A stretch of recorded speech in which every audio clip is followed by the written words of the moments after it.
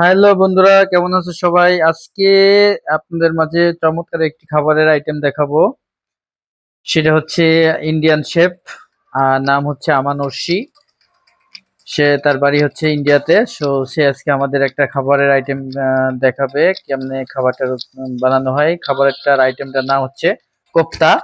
মুরগির মুরগির চপ রান্না করা আর কি। ডিলিজিয়াস ফুড মেকিং টুডে। তো চলুন কিভাবে তৈরি করেছি খাবারটা আমি একটু দেখাই আপনাদের।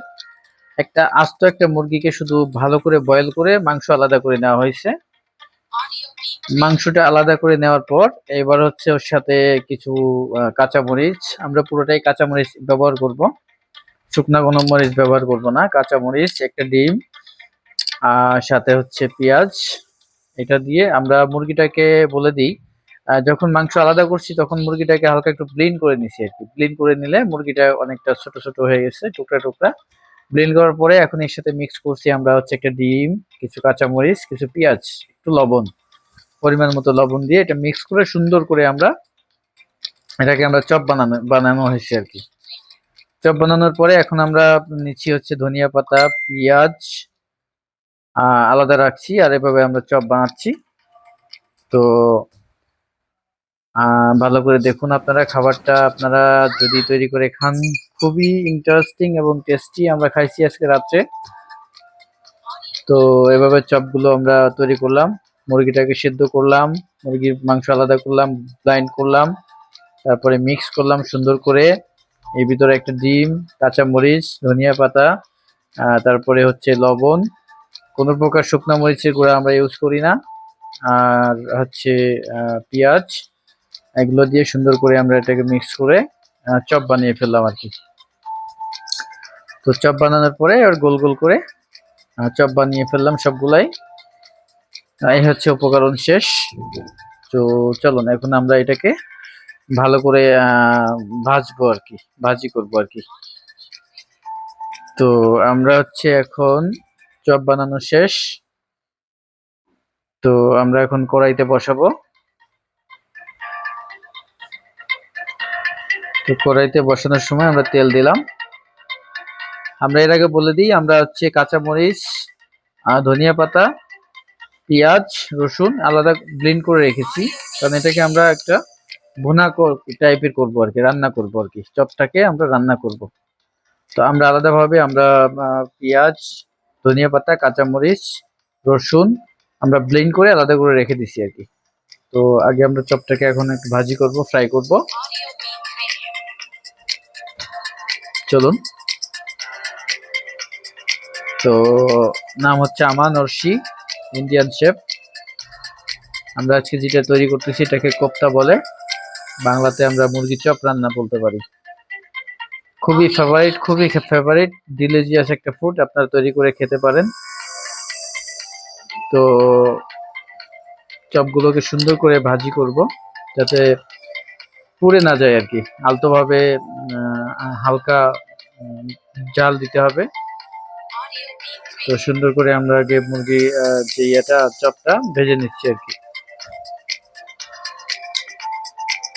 তো খাইছি, খুবই সুস্বাদু এবং খুবই ভালো লাগছে খাবারটা। কোনো রকম শুকনা মরিচ, কোনো রকম হাই কোয়ালিটির মশলা আমরা ইউজ করি নাই। তো এর সাথে উপকরণ হচ্ছে একটু টক দই লাগবে পরবর্তীতে, আমরা এনে রাখছি। ধনিয়া পাতা এনে রাখছি, শুকনা মরিচ নেই, কাঁচা মরিচ, রসুন, পেঁয়াজ। হ্যাঁ। তো চপটাকে সুন্দর করে ভাজতে হবে যাতে পুড়ে না যায়। দেখুন কি সুন্দর কালার আসছে, দারুণ। তাহলে আপনারা পিঙ্ক সল্ট ব্যবহার করবেন, সাদা লবণের জায়গায় পিঙ্ক সল্ট, আমি পিঙ্ক সল্টটা খাই। তো ভাজি হচ্ছে, ভাজা শেষ। এখন টিস্যু পেপারের উপরে আমরা ভাজির যে চপগুলা, কোপ্তা যে চপটা, ওটা আমরা তুলে ফেলতেছি। দেখুন কি সুন্দর ফ্লেভার, এখনই খাওয়া যাবে, এটা এখনই খাওয়া যাবে, এখনই খেতে খুব সুন্দর সুস্বাদু। তবে আমি বললাম এটাকে তরকারি আর কি, ভুনা করার জন্য। তো পরবর্তীতে আমরা কিভাবে ভুনা করব আমি আপনাদেরকে দেখাবো। দেখুন কি সুন্দর, কি সুন্দর লাগছে। তো আমাদের ভাজি করা শেষ।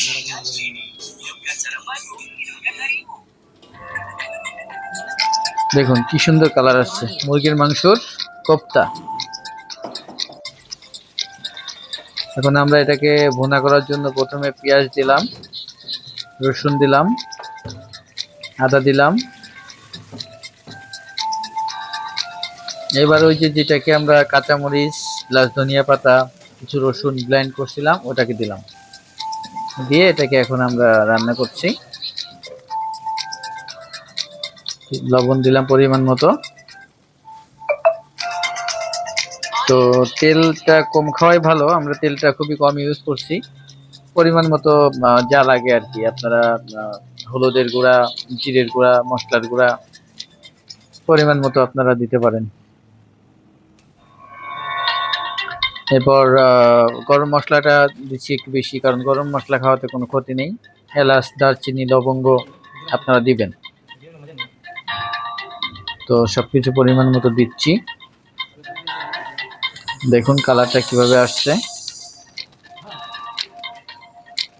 খুবই খুবই একটা জোস, মানে নতুন দেখলাম এবং নতুন খেলাম রান্নাটা, খুবই ভালো লাগছে। ডিলিজিয়াস ফুড মেকিং টুডে বাই আমান। দেখুন কালারটা কি সুন্দর আসছে। এবার হচ্ছে আমি টক দইটা দিয়ে দিচ্ছি, আর আস্ত একটা রসুন দিয়ে দিচ্ছি। বরাবরই আমি আমানকে রান্না করার সময় একটা রসুন দিতে বলি, কারণ আস্ত রসুন দিলে ওই রসুনটা খেতে খুব টেস্ট লাগে। এলাচ দারচিনি তারপরে টক দইটা দিয়ে দিল। তো দেখুন কালারটা কিভাবে আসতেছে।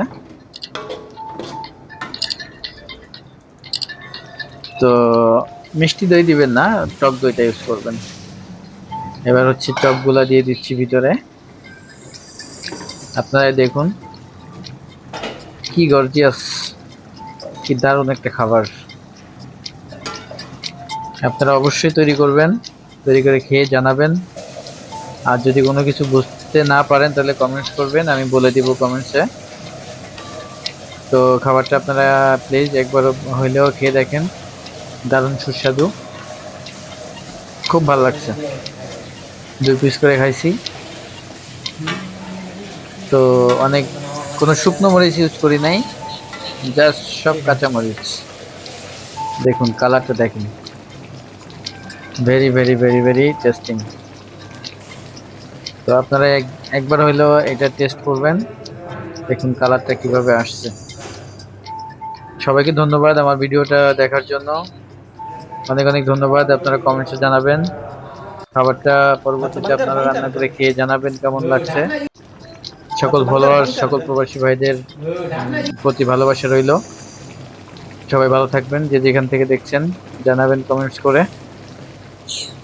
তো আমরা প্রবাসী, তো অনেকদিন পরে আমরা মিলে একটা ভালো রান্না করলাম, আপনাদের সাথে শেয়ার করলাম। তো কেমন লাগলো সবাই জানাবেন। ধন্যবাদ, ভালো থাকবেন।